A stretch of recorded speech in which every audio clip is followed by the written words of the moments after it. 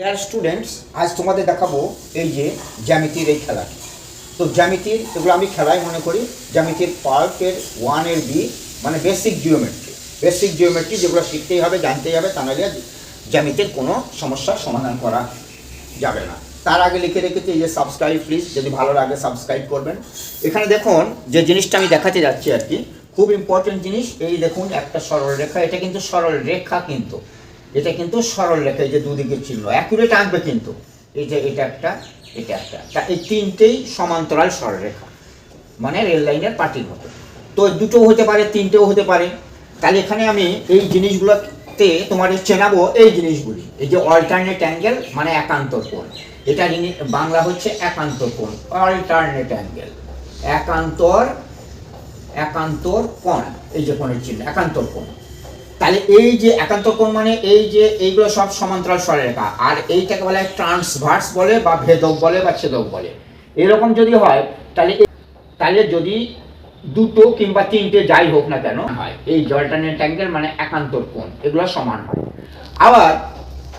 আবার একটা দেখুন এই যে অনুরূপ কোণ, এটা আমি বাদ দিয়ে দিলাম। তাহলে এটা যদি আমি বাদ দিই তাহলে থাকে কি, এই দেখুন অনুরূপ কোণ মানে এটার উপরে এই যে একতলা দুতলা, এটা কি বলা হয় অনুরূপ কোণ। আমি যদি এইখান থেকে মুছে দিই দেখুন কেমন আপনার, আবার এটা যদি মুছে দিই এটাও সেম হবে। এই যে অনুরূপ কোণ, এটাও কিন্তু অনুরূপ কোণ, এটা তাহলে অনুরূপ কোণগুলি কি হবে, এই কোণটা আর এই দুটো যদি প্যারালাল হয় তাহলে তাহলে এই যে করসপন্ডেন্স বা করসপন্ডিং অ্যাঙ্গেল, এই যে তিনটেই করসপন্ডিং অ্যাঙ্গেল, মানে একই ধরনের দেখতে। তাই এই সমান্তরাল হলে দুটো হতে পারে, তিনটেও হতে পারে। এইগুলো সমান্তরাল আর এটা যদি ছেদক হয় তাহলে করসপন্ডেন্স অ্যাঙ্গেলগুলো সব সমান হয়। তাহলে আবার দেখুন এই মানে দুটো ইন্টারনাল অপোজিট অ্যাঙ্গেলের সমান হয়। এই একটা অ্যাঙ্গেল আর এই একটা অ্যাঙ্গেল, এই দুটো সমষ্টি সবসময় 180 ডিগ্রি হবে। কত জানা নেই, কিন্তু এই দুটো সমষ্টি সবসময় 180 ডিগ্রি হবে, এটা আমাদের জানা। আর এইগুলোকে বলা হয় ইন্টারনাল অপোজিট অ্যাঙ্গেল। তারপর দেখুন অপোজিট অ্যাঙ্গেল দুটো সরলরেখা, এই যে দুটো সরলরেখা যদি পরস্পর কোন একটা বিন্দু ছেদ করে তাহলে জাস্ট বিপরীত যে কোণ দুটো, এটা আর এটা, এই দুটো সবসময় সমান হবে। মানে ওটা 40 ডিগ্রি হলে এটা 40 ডিগ্রি হবে। এই দুটো একে অপরের অপোজিট অ্যাঙ্গেল। অতএব এটা যা হবে ওটাও তাই হবে।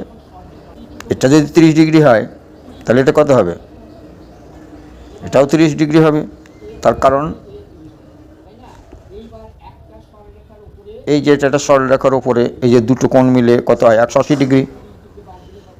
তাহলে এটা 30 ডিগ্রি হলে এটা আবার কত হবে, এটা হবে 150 ডিগ্রি। আর এটা 30 ডিগ্রি আগেই বলা হয়েছে অনুরূপ কোণ। তাহলে দেখুন এই দুটো যোগ করে কত হয়, 130 আর 50 180 ডিগ্রি। এবার নিচেটা তো 30 ডিগ্রি বলেছে, তাহলে কি অনুরূপ কোণগুলো সব 30 ডিগ্রি হয়ে গেল না? আবার এটা যদি এই দুটো মিলে 180 ডিগ্রি হবে তাহলে এটা 30 ডিগ্রি হয়ে গেলে এটা 150 ডিগ্রি হবে, এটা 150 ডিগ্রি। আবার এটা তো 150 ডিগ্রি ছিল, তাহলে ওটা ওদিকে যে একান্তর কোণ, এই দুটো সমান হয়ে গেল।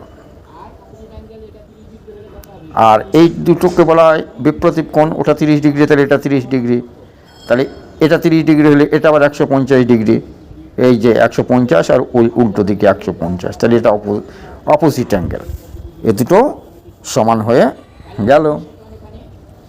তাহলে কোনো সমান্তরাল সরলরেখাকে যদি একটা ছেদক বা ভেদক, যাকে ইংলিশ ট্রান্সভার্স বলে, তাহলে তার অল্টারনেট অ্যাঙ্গেলগুলো সমান হবে, করসপন্ডিং অ্যাঙ্গেলসগুলো সমান হবে। আর ইন্টারনাল অপোজিট অ্যাঙ্গেলের মানে যোগফল সে দুটো সবসময় 180 ডিগ্রি হবে, আর অপোজিট অ্যাঙ্গেল সবসময় সমান হবে। এবার নিচেটা দেখুন এই যে একটা বড় সরলরেখা টানা হলো।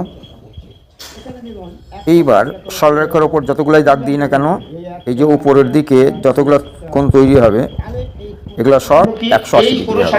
তিনটে হোক চারটে হোক, এখানে তিনটে কোণ তৈরি হয়েছে উপরের দিকে, তাহলে তিনটে কোণের সমষ্টি সবসময় 180 ডিগ্রি হবে।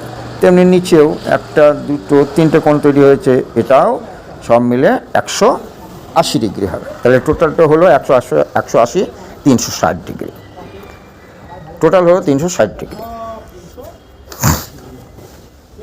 এবার আমরা যাই নেক্সট চিত্রে। এই যে একটা সোজা, যে এটাকে বলা হয় পারপেন্ডিকুলার বা লম্ব। এটা যদি লম্ব হয় তাহলে এইটা হবে 90 ডিগ্রি, এই যে এরকম চিহ্ন, এটা 90 ডিগ্রি। আর এটা যদি 90 ডিগ্রি হয় তাহলে এদিকটাও 90 ডিগ্রি হবে, তাই না? এটা 90 ডিগ্রি, আর এটা 90 ডিগ্রি হলে এটাও 90 ডিগ্রি, এটা 90 ডিগ্রি হলে এটাও 90 ডিগ্রি। তাহলে সেই একই কথা ঘুরে ফিরে আসছে, 4 9 36, 90 90 90 90, 360 ডিগ্রি। এই কথাটাই এখানে আবার ভালো করে দেখানো হয়েছে। এই যে ওপরের দিকে যদি হয় এটা 180 ডিগ্রি হবে, সেটা যতগুলোই কোণ তৈরি হোক না কেন সবগুলোর সমষ্টি 180 ডিগ্রি হবে।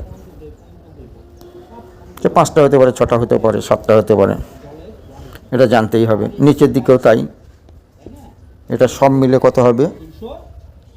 180 180 360 ডিগ্রি, এটা জানতে হবে, মানে বৃত্তীয় কোণ বলে একে। এবার তারপরেরটা, এটা 90 ডিগ্রির, আর এটা হচ্ছে 90 ডিগ্রি কম। তাহলে 90 ডিগ্রি কম হলে তাকে বলা হয় অ্যাকুইট অ্যাঙ্গেল। 90 ডিগ্রি কম, সেটা 30 ডিগ্রি হতে পারে, 60 ডিগ্রি হতে পারে, কিন্তু 90 ডিগ্রি হবে না। তাকে বলা হয় অ্যাকুইট অ্যাঙ্গেল। ঠিক আছে, তাহলে সবগুলো বোঝা গেল কিনা? 3-4টে নেব, আর একটা হয়তো হবে, একটা দুটো হবে। আপনারা এটা ভালো করে মনে রাখবেন। তারপরে এগুলোই আমি শর্ট আকারে এক একটা করে তখন শেখাবো, কারণ জিওমেট্রির সমস্ত সমাধান হয়ে যাবে। আর এটা যদি ভালো লেগে থাকে, আপনারা বলেছি সাবস্ক্রাইব, প্লিজ সাবস্ক্রাইব অবশ্যই করবেন। আমার চ্যানেলের নাম হচ্ছে মহিম স্যার, আমার চ্যানেলের নাম হচ্ছে Mahim sir coaching @ Mahim sir 7860। Thank you.